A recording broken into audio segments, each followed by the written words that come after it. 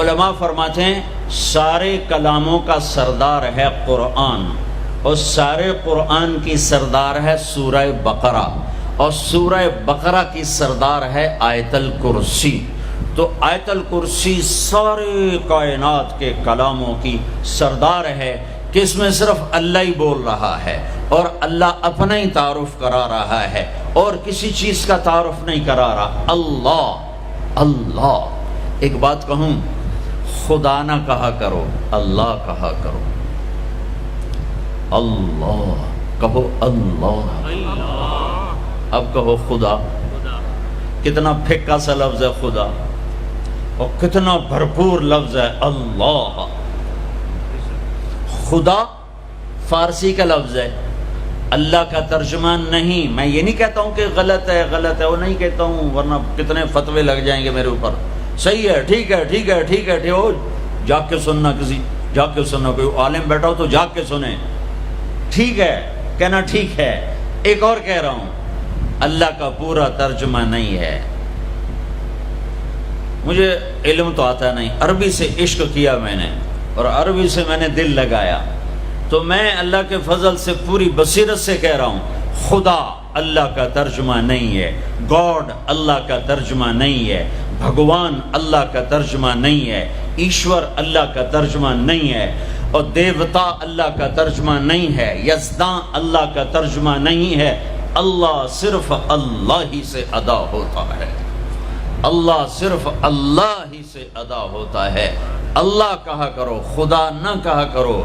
کائنات کا سب سے میٹھا نام اللہ ہے، سب سے زیادہ جلووں سے بھرا ہوا نام اللہ ہے۔ اللہ لا الہ الا ہو الحی القیوم لا تأخذه سنة ولا نوم له ما في السماوات وما في الأرض من ذا الذي يشفع عنده إلا بإذنه يعلم ما بين أيديهم وما خلفهم ولا يحيطون بشيء من علمه إلا بما شاء وسع كرسيه السماوات والأرض ولا يؤوده حفظهما وهو العلي العظيم۔ اللہ اللہ، اس آیت میں 17 دفعہ لفظ اللہ آیا ہے، 17 دفعہ،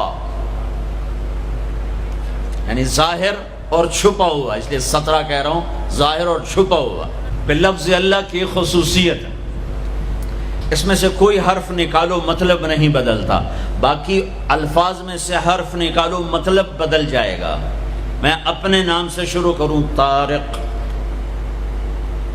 اس کا تا ہٹا دو، طارق کا مطلب ہے رات کو آنے والا، جیسے میں آیا ہی رات کو ہوں۔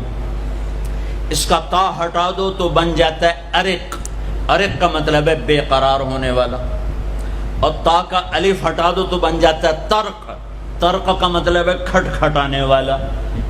کاف ہٹا دو تو طرأ، کسی چیز کا غلبہ ہو جانا۔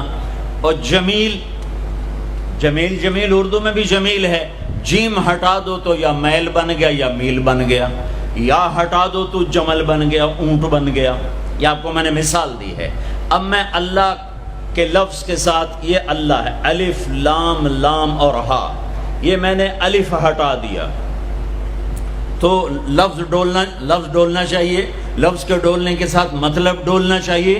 تو جب اللہ ہٹا تو پیچھے بچا للہ، تو قرآن نے کہا للہ ما فی السماوات و ما فی الارض، ٹھیک ہو گیا۔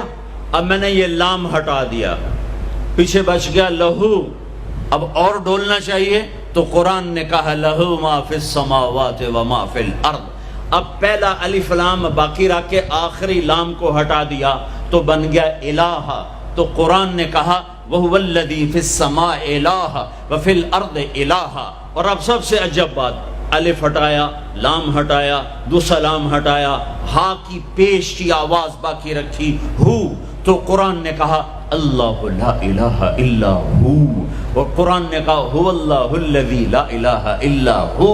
تو ہو بھی اللہ، لہو بھی اللہ، الہ بھی اللہ، للہ بھی اللہ، اور اللہ تو اللہ ہی ہے۔ اللہ کہا کہو، اللہ کہا کرو۔